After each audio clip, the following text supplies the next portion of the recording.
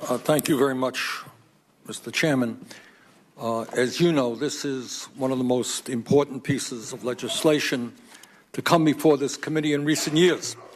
And I have to tell you that I am extremely disappointed that you have allocated only 15 minutes for debate. And that means that there are 11 Republicans on your side, 10 Democrats on my side, who will not have the opportunity to give their opinions about this bill before a vote is cast. That is wrong, and it is wrong that the Budget Committee has not yet held a single hearing on this tax bill, not one. But I have to say that I do understand why the Budget Committee, and in fact the Finance Committee, has been so reluctant to hold public hearings to engage the American people in this debate.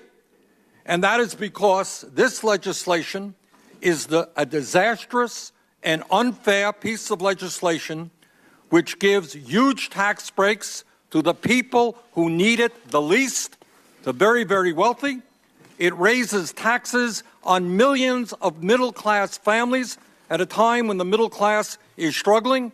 It leaves 13 million more Americans without health insurance while raising premiums 10% a year when we're already paying far higher prices for health care than any other country on earth. It raises the deficit by $1.4 trillion. You know, how many hours have I sat here and have you sat there? And we've seen all the charts and all the discussions about how terrible the deficit is, what it means, leaving this burden to our kids and our grandchildren. We heard all of that rhetoric year after year, and now we have a bill that raises the deficit by $1.4 trillion. And let me be very clear. In my view, I have not the slightest doubt that if this bill, God forbid, is passed, as soon as it is passed, the Republican leadership will come back and say, my God, we have to deal with the deficit, and that's why we're going to cut Social Security, Medicare, Medicaid, and education. What the rhetoric that we have been hearing from the President and the Republican leadership is very much opposite to what is true.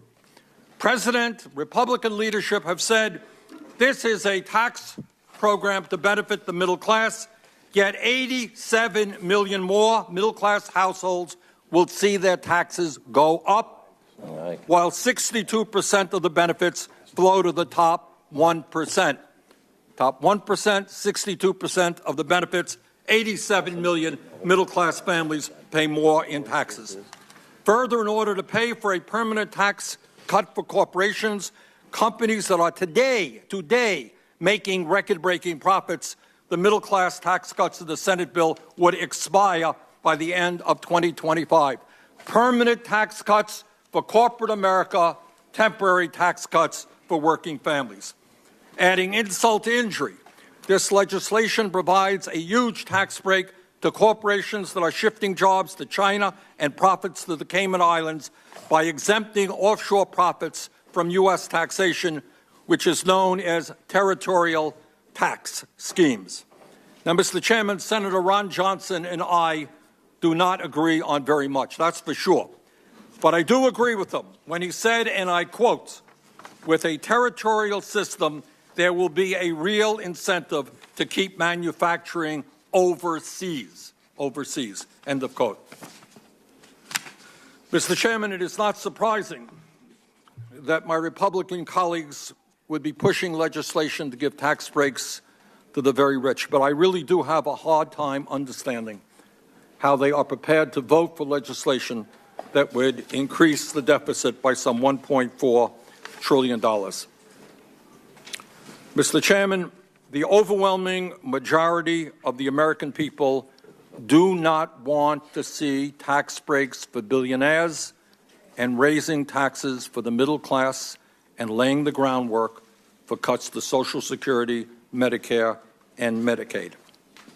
I would hope very much that my Republican colleagues, who for so long have talked about the dangers of the deficit, would in fact join us in voting no for this incredibly horrific and unfair piece of legislation.